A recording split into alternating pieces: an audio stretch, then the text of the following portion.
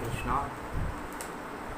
हम लोग पिछले एपिसोड में कथा सुने थे, जो रावण के दूत थे उस संदूक को लेकर और वहाँ से चले थे किसी जंगल में छोड़ने के लिए।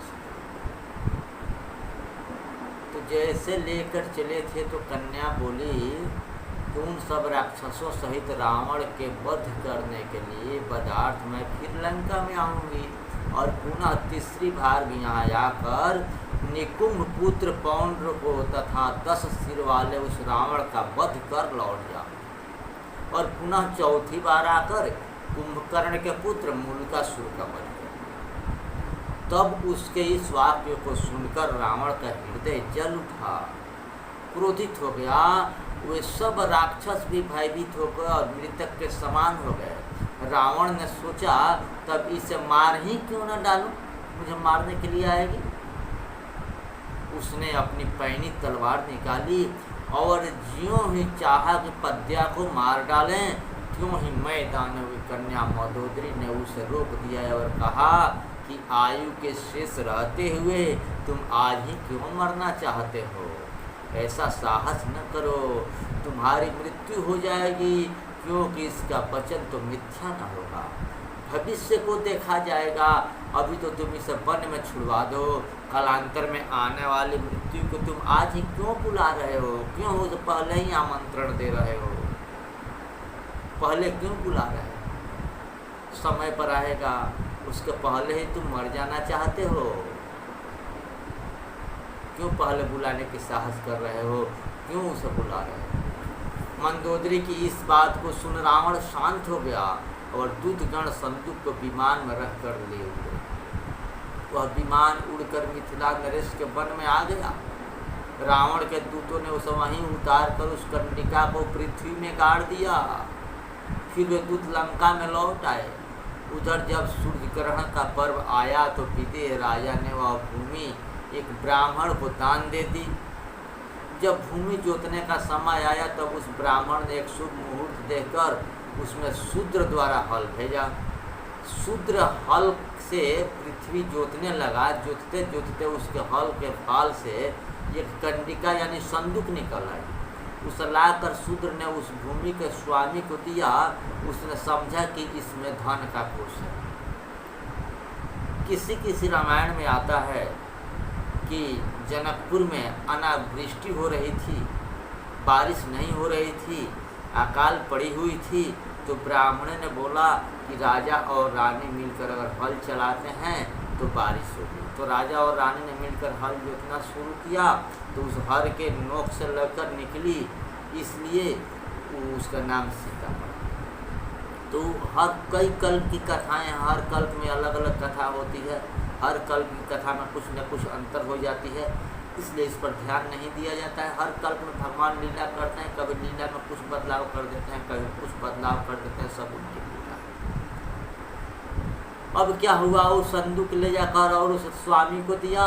उसने समझा कि इसमें धन का कोष है, तो ले जाकर हम अपने राजा को क्यों न दें। कितना ईमानदार वह शूद्र था। शूद्र ने कहा, महाराज आप तो बड़े भाग्यशाली हैं, ऐसे शुभ मुहूर्त में आपने कृषि कार्य को आरंभ कराया कि हल के अग्रभाग यानी सीता अर्थात फल से यह संदूक आ लगी, आप इसे ग्रहण कीजिए। यानी अग्रभाग से लगा और यह निकल पड़ा, यह आपका है, आपके राज्य का है, आप इसे ग्रहण कीजिए। फल से यह संदूक आ लगी। ज्ञात होता है कि इसमें खजाना भरा है, यह बड़ी बोझिल है, बड़ी भारी है, मैं बड़ी कठिनाई से इसे यहाँ तक ला सकता। तब उसे ले जाकर ब्राह्मण ने हर्ष के साथ विदेह राज की सभा में उसे राजा को दिया और उसकी प्राप्ति का सब समाचार कहा। उसे सुनकर क्या हुआ, उस राजा उस ब्राह्मण से बोले, विदेह राजा ब्राह्मण से बोले, मैंने तो सभक्ति वह भूमि आपको समर्पण कर दी है, अब उस पर प्राप्त यह पिटारी भी आप ही की हुई, उस पर आपका ही अधिकार है, उस पर मेरा कोई अधिकार नहीं। तब विदेह राज के इस वाक्य को सुन ब्राह्मण ने कहा, राजन आपने मुझे पहले केवल पृथ्वी ही दी थी ना, यह धन पूर्ण संतुष्टि तो नहीं दी थी। सिर्फ आपने पृथ्वी दी है, इसलिए इस पर अधिकार आपका है। अतः पृथ्वी में जो धन मिला वह राजा का है, इसमें कोई वाद विवाद नहीं है। आप मुझे अधर्म में न डालें और इस पिटारी को स्वीकार करें। इस प्रकार राजा तथा ब्राह्मण का बड़ा विवाद हुआ।